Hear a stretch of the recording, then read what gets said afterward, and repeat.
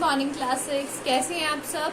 तो पिछली क्लास में हमने हमारा जो चैप्टर था हु आई एम वो कंप्लीट कर लिया था, जिसके क्वेश्चन आंसर्स भी मैंने आपको भेज दिए थे। आज हम एक आपके चैप्टर के बाद जो पोयम है जो है द वंडरफुल वर्ड्स, बहुत ही अच्छे शब्द, जिसके पोएट कौन है, मैरी ओ'नील है ना, उसको करेंगे। ठीक है।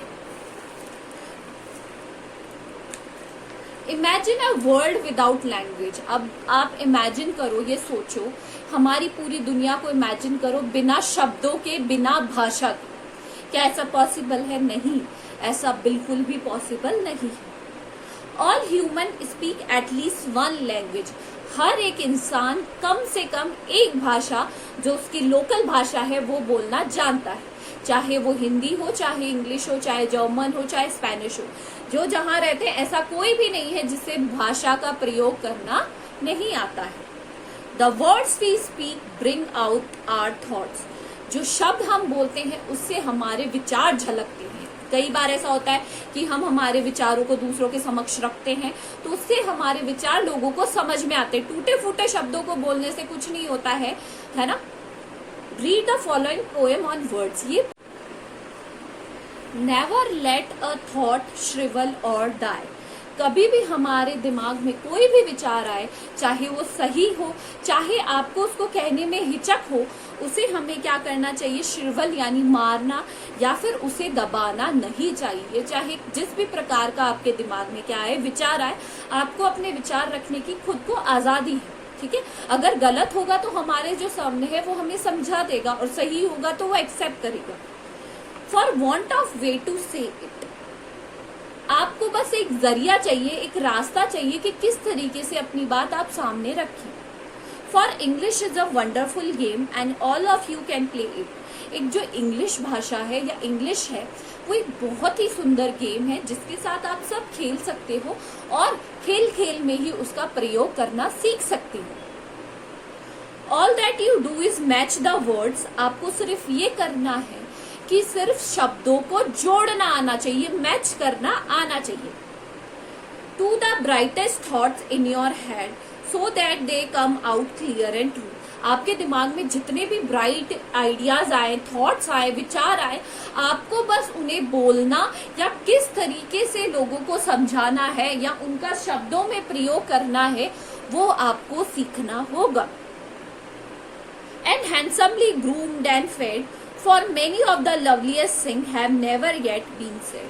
बहुत बार ऐसा होता है कि हम हमारे शब्दों को, हम हमारे विचारों को दबा लेते हैं, क्योंकि हम ये सोचते हैं कि लोग क्या सोचेंगे हमारे बारे में, या इस तरीके से इस चीज को कैसे करना होगा, या अगर हम बोलेंगे तो कुछ परेशानी हो जाएगी, या कोई हमारी बात को नहीं समझेगा।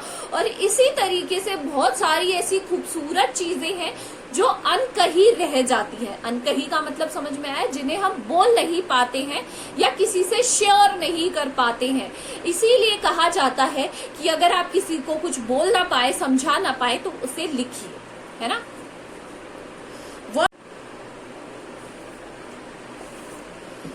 Words are the food and dress of thought.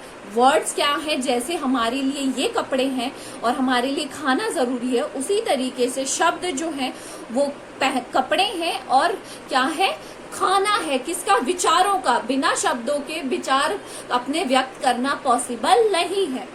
There give it body and swing. वही उन्हें आत्मा देते हैं, स्विंग देते हैं अपनी बात को कहने के लिए। And everyone's longing today to hear some fresh and beautiful thing. हर एक इंसान, हर एक व्यक्ति क्या चाहता है कि वो अच्छी अच्छी चीजें सुने, नए नए उन्हें विचार आए, ताकि वो आगे प्रगति के पथ पर आगे जाए। तो हमें हमारे शब्दों को या हमारे विचारों को नहीं मारना चाहिए।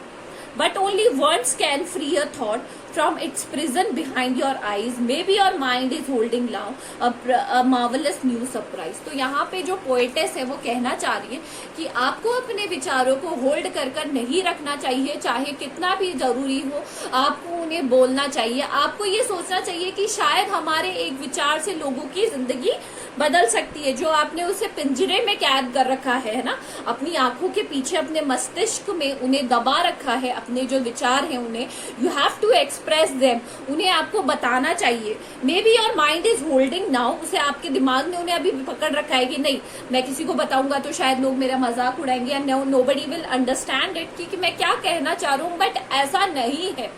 हो सकता है कि एक नया सरप्राइज हो, एक नई शुरुआत हो आपके शब्दों से, लोगों को एक नई दिशा मिले या लोग इसको अच्छे वे में ले और उसे यूज करें।